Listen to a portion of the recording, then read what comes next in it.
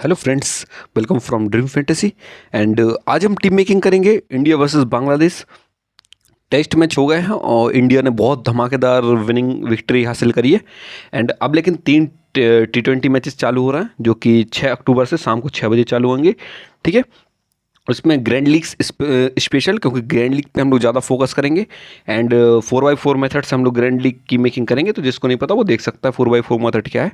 ठीक है, T20 के लिए बहुत अच्छी होती है, इसलिए मैं बोल रहा हूँ। ठीक है, एंड इसमें हम लोग कुछ बड़े प्लेयर्स को ड्रॉप करेंगे, क्योंकि जब तक आप बड़े प्लेयर्स को ड्रॉप नहीं करोगे तब तक जीएल बहुत फंसी हुई हो सकती है। ठीक है ना, क्योंकि सेफ प्लेयर्स को लेके जाओगे तो जीएल कभी नहीं बन पाएगी। ठीक है, एंड लास्ट में हम लोग एक हेड टू हेड की टीम भी बनाएंगे। ठीक है, तो फर्स्ट ओवर मैच होगा शाम 7 बजे से 6 तारीख को। एंड स्टेडियम होगा ग्वालियर का माधवराव सिंधिया। तो जो ग्वालियर का स्टेडियम वो ज़्यादा बड़ा नहीं है। ठीक है ना, तो थोड़ा सा ये चीज़ लेके कि हिटिंग ईजी होगी। अगर अब थोड़ा सा इसमें टॉस का भी मैटर करेगा। अगर इंडिया अगर फर्स्ट बैटिंग करता है तो एक अच्छा स्कोर सेट कर देगा इंडिया। ठीक है, अच्छा स्कोर सेट कर देगा तो सामने देखो, बांग्लादेश अगर अच्छा स्कोर सेट हुआ तो बांग्लादेश ऑल आउट हो जाएगी। ये प्रिडिक्शन लेके चलना अपने माइंड में। एंड अगर बांग्लादेश पहले बैटिंग करती है तो हो सकता है बांग्लादेश ज़्यादा रन ना बना पाए, इंडिया का टॉप ऑर्डर ही आके बना दे। ठीक है, तो ये दोनों कंडीशन मैंने आपको दे दी हैं और दोनों कंडीशन को ध्यान में रखकर ही टीम बनाना अपनी ग्रैंड लीग। ठीक है ना, बाकी अपन प्लेयर स्टेट्स पे बात कर लेते हैं। ठीक है, देखो अब अगर दोनों के हेड टू हेड की बात करी जाए तो ये बोल रहा है 40% बांग्लादेश के चांस है, 60% इंडिया के चांस है। लेकिन ऐसा नहीं है, इंडिया के चांस अप्रॉक्स 90% है और 10% चांस है बांग्लादेश के। ठीक है, तो इंडिया के चांस 90% है और 90 लास्ट के 5 मैचेस देखा जाए तो इंडिया जीत के ही आ रहा है रेगुलर, और बांग्लादेश अपने 5 में से 2 मैच जीत के आ रहा है। ठीक है, और हम अगर ओवरऑल हेड टू हेड की बात करें तो दोनों के बीच 6 मुकाबले हुए, जो लास्ट उसमें से केवल एक मैच ही जीता है बांग्लादेश, बाकी 5 मैच जीता है कौन? इंडिया। तो इस तरीके से बहुत हैवी पल्ला है इंडिया का भारी, बाकी इसमें कोई है नहीं है। ठीक है, अगर इस ग्राउंड की बात करें तो इस ग्राउंड में जो फिर खैर इंटरनेशनल कम मैच हुए हैं, लेकिन फिर भी 56 जो विकेट गिरे हैं लास्ट के, उसमें से 32 लिए हैं पेसर्स ने और 24 लिए स्पिनर्स ने।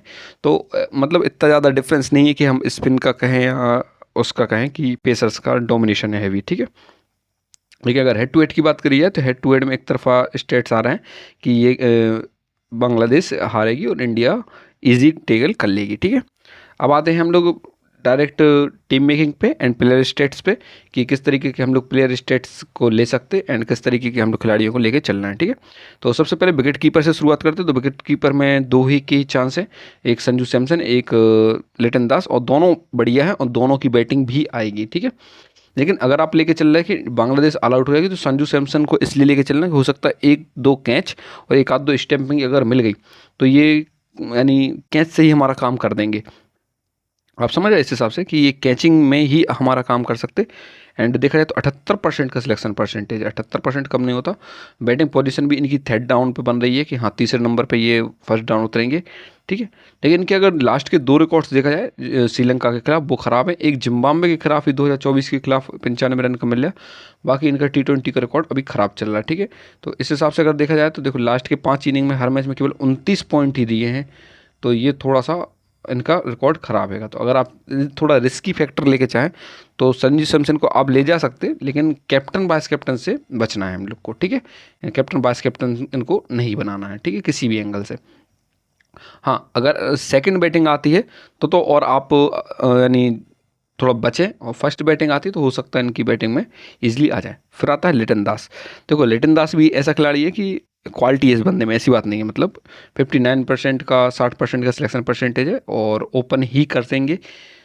इंडिया के खिलाफ इनका रिकॉर्ड हमेशा से अच्छा रहता है। एंड लास्ट अफगानिस्तान के खिलाफ 81 रन की पारी खेली थी, उससे पहले एक मैच में नहीं शामिल हुए, फिर 20, 30, 29, मतलब T20 भी इनका सही नहीं जा रहा है। लेकिन अभी लास्ट देखो 5 मैचेस में देखा जाए तो 39 पॉइंट, इंडिया के खिलाफ एक ही मैच खेला उसमें 30 पॉइंट दिए थे, मतलब एवरेज ही है। तो ऐसा कोई हैवी परफॉर्मेंस नहीं मिली लिटन दास की तरफ से। हाँ, लेकिन ग्राउंड छोटा है, हो सकता है हिट करना जानते अच्छा तो कुछ अच्छा कर सकते, ये अलग बात है। ठीक है, लेकिन जो एक मोस्ट ऑफ दी पार्ट होता वो इनका मिस है, तो इस तरीके से हम लोग इनको भी नहीं रखेंगे अपनी टीम में।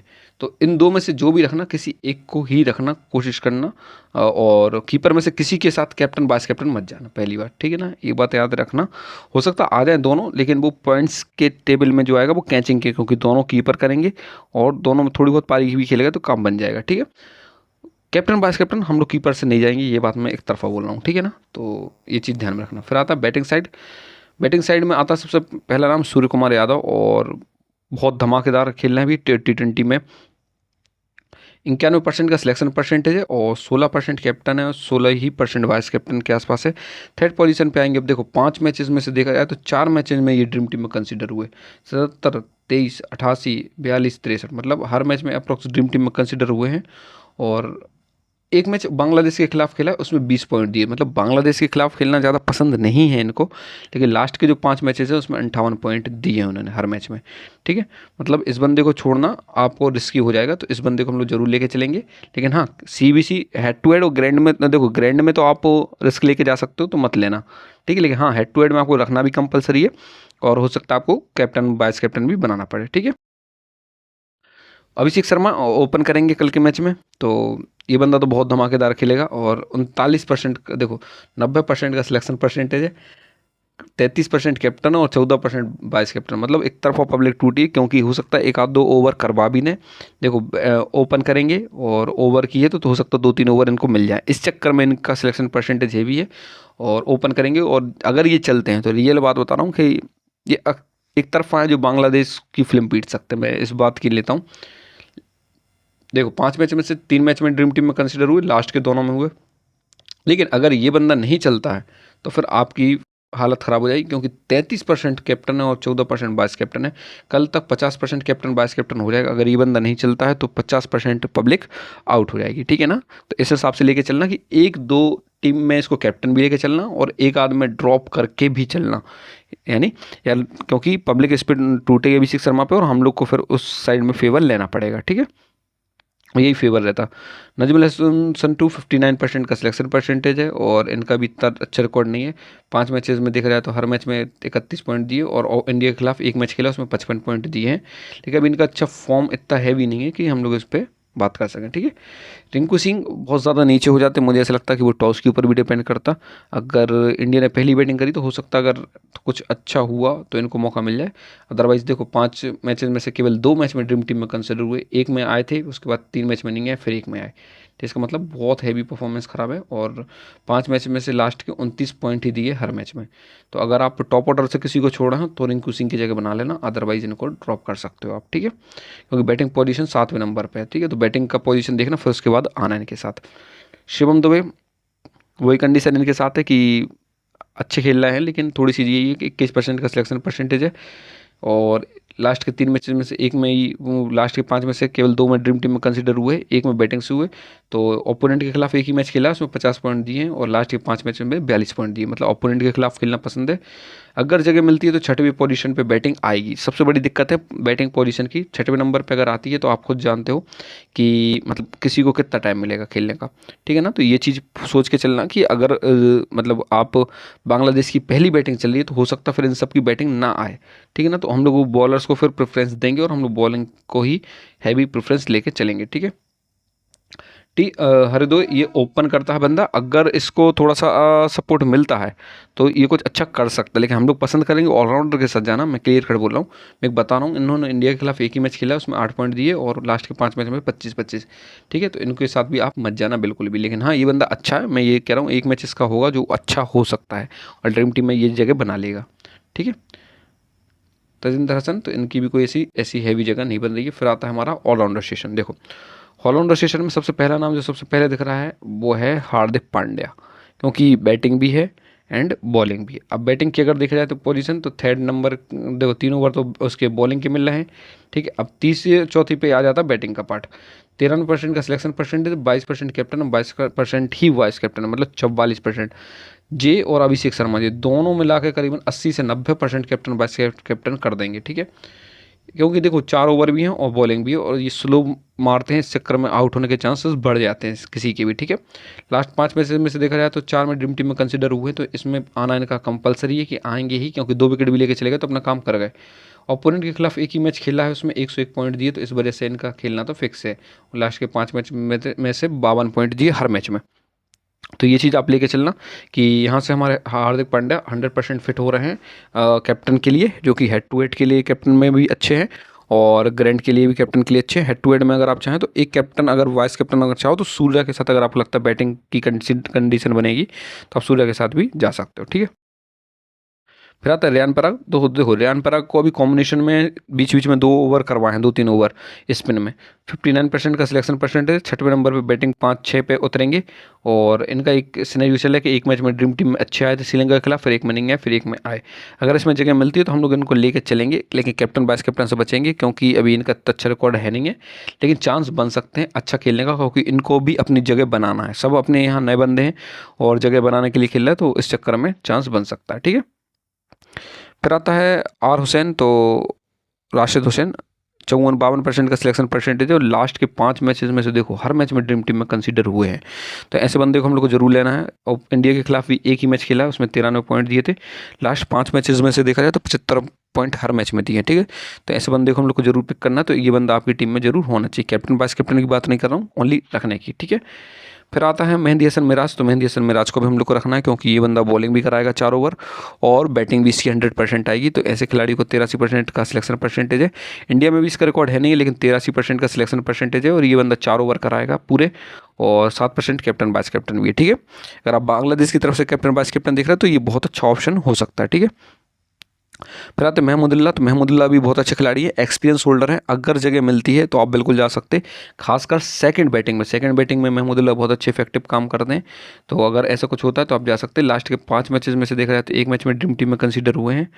और इंडिया के लास्ट 5 मैच खराब है, लेकिन इंडिया के खिलाफ एक ही मैच खेला, उसमें 24 पॉइंट दिए हैं। ठीक है, तो इस हिसाब से लेकिन बंदा अच्छा है। अगर खेलने पे आए तो सेकंड इनिंग इसकी ज़्यादा अच्छी जाती है, मैंने पर्सनली जो देखा है। ठीक है, वॉशिंगटन सुंदर मुझे ऐसे नहीं लगता जगह मिलेगी, फिर भी 17% चांसेस है। अगर कल खेलते हैं तो आप जा सकते हो क्योंकि लास्ट के 5 मैचेस में ड्रीम टीम में कंसीडर हुए हैं T20 में। ठीक है, तो बॉलिंग के पर्सपेक्टिव जाओगे, अगर इनके ओवर में देखना, अगर ऐसा कंडीशन बन रही कि इनके भी 4 ओवर फिट हो रहे हैं गारंटी से, अगर 5 बॉलर खेल रहे हैं इनको मिला के तो 4 ओवर ही कराएंगे कंपलसरी में, तो फिर इनको जरूर आपको पिक करके चलना है। अगर ये 7वें बॉलर बन रहे हैं तो फिर आप बिल्कुल मत जाना इनके साथ। ठीक है, फिर आता है हमारा बॉलिंग पार्ट। और बॉलिंग पार्ट में सबसे पहले दिखता है अर्शदीप सिंह। और अर्शदीप तो यही बंदा दिखता है हम लोगों को, क्योंकि इसके अलावा फिर कोई ऐसा है नहीं है जो इंडियन टीम में जो अभी हैवी डोमिनेशन रखेगा। और इसको रखना कंपलसरी है अर्शदीप को, क्योंकि बॉलिंग में कोई तो करेगा। 88% का सिलेक्शन परसेंटेज है और इनको तो रखना ही है। 4 ओवर क्योंकि परमानेंट है और 5 मैचेस में से 4 में ड्रीम टीम में कंसिडर हुए हैं। इंडिया बांग्लादेश के खिलाफ एक ही मैच खेला, उसमें 62 पॉइंट दिए। लास्ट 5 मैचेस के हिसाब से 51 पॉइंट हर मैच में दिए उन्होंने। ठीक है, तो इस हिसाब से इनको रखना कंपलसरी है हमारा। फिर आता है मुस्तफ़िजुर रहमान। और मुस्तफ़िजुर रहमान इंडिया के लिए बहुत अच्छी बॉलिंग करी है उन्होंने, इंडिया में आके भी करी है। 65% का सिलेक्शन परसेंटेज है। अगर आप चाहो तो बिल्कुल रख सकते हो। और अगर ये जिस दिन विकेट लेते तो बल्कि में लेते 3 से 4 विकेट लेंगे और बहुत अच्छा फेवर दे के जाएंगे। इंडिया के खिलाफ एक ही मैच खेला अभी इन्होंने, तो इसमें 0 पॉइंट दिए हैं उन्होंने। और लास्ट 5 मैच में से 34। तो कैप्टन वाइस कैप्टन की तो कोई बात ही नहीं उठती। जो भी CBC बनेगा हमारा बांग्लादेश की साइड से नहीं बनेगा। एक आध हो सकता है, जैसे मेहंदी हसन मिराज हो सकते हैं या फिर लिटन दास को, अगर मैंने एक आधों को आप रिस्क लेके जा सकते, बाकी अदरवाइज हैवी मत लेके जाना। रवि बिश्नोई बहुत अच्छा ट्रम्प कार्ड बन सकता है, क्योंकि स्पिनर को लेके अगर बांग्लादेश परेशान होती है तो रवि बिश्नोई बहुत अच्छा इफेक्टिव काम कर सकते हैं। 63% का सिलेक्शन परसेंटेज है। अगर आप देखो जो भी लास्ट के 2 मैच थे, लास्ट के 2 मैच अच्छे गए इनके और ड्रीम टीम में भी कंसिडर हुए थे। ठीक है, ओपोनेंट के खिलाफ अभी इनका कोई मैच नहीं है। लास्ट हर मैच में 51 पॉइंट दिए हैं, तो इनकी भी जगह बन जाएगी हेड टू हेड में। GL में आप चाहें तो रिस्क लेके जा सकते हैं रवि बिश्नोई को। अब देखो 2 नाम इधर और आते हैं, अब देखते किसको मौका मिलता है इंडियन टीम में। अगर हर्षित राणा को मौका मिलता तो मयंक यादव को मौका मिलता तो मयंक यादव के साथ आप जा सकते हो। तो मयंक यादव भी अच्छे बॉलर हैं। नहीं तो यहाँ से एक तस्कीन अहमद है, यहाँ इनका नाम भी बन जाता है। ठीक है, तो अगर आप जो कॉम्बो बनाएं तो उसमें कॉम्बो में ट्राई करें कि जो इंडिया अगर पहली बैटिंग करता है तो टॉप ऑर्डर, बांग्लादेश अभी पूरी पहली बैटिंग करता है, तो बांग्लादेश के आप किसी को भी रखें तो फिर आप किसी इंडिया के बॉलर को भी कैप्टन बना सकते हैं और इंडिया का टॉप ऑर्डर लेके जरूर चलना फिर इसमें। ठीक है, तो ये रहेगी हमारी प्लेइंग 11 एंड इसी पर्सपेक्टिव से हम लोग उतरेंगे। अब 4x4 से मेथड बनेगी एंड जिसने ग्रुप में खेलना है तो ग्रुप मैंने लिंक डिस्क्रिप्शन में डाली, तो ग्रुप ज्वाइन कर लें। अब हम बनाते हैं हेड टू हेड की टीम। ठीक है, हेड टू हेड की टीम में सीधा हिसाब किताब चलता है कि हम लोग जो टीम बनाएंगे वो एक परसेंटेज बेस पे बनेगी। मैं एक रेशियो लेकर चल रहा हूँ जो ग्रैंड के लिए भी रहेगा और हेड टू हेड के लिए भी रहेगा, कि मैं 8-3, 8 इंडिया 3 बांग्लादेश या 7-4 की टीम बना के जाऊँगा। इन विन करवाऊँगा मैं इंडिया को। मुझे ऐसा लगता है इंडिया 100% विन करेगा। मैं दोनों कीपर में से एक कीपर को लेके जाऊँगा, वो रहेगा मेरा संजू सैमसन। मैं लिटन दास के साथ नहीं जाऊँगा। ठीक है, फिर यहाँ से हार्दिक पांड्या ये। ठीक है, रेयान पराग के साथ भी मैं जाऊंगा। आर हुसैन के साथ आप चाहें तो जा सकते हैं, मैं हेड टू हेड में नहीं जाऊंगा। यहाँ से अभिषेक शर्मा और नजमुल हसन संतू। ठीक है, मैं 4 बॉलर के साथ जाऊंगा। ठीक है, एक रवि बिश्नोई, अब एक या कोई जो भी खेलेगा, या हर्षित राणा या मयंक, इसमें से जो भी खेलेगा मैं उसके साथ जरूर जाऊंगा। तो मेरी टीम रहेगी ऐसी, क्योंकि मुझे ऐसा लगता है बांग्लादेश ऑल आउट होगी और कोई ऐसा बॉलर जरूर निकलेगा जो 3 से 4 विकेट लेकर जरूर जाएगा। ठीक है, 3 विकेट तो लेके जाएगा, अब पता नहीं कौन लेके जाएगा, इस चक्कर में मैं बॉलर को लेके ज़्यादा जाऊँगा। और हार्दिक पांड्या को मैं देखो मैं कैप्टन वाइस कैप्टन भी कर देता हूँ।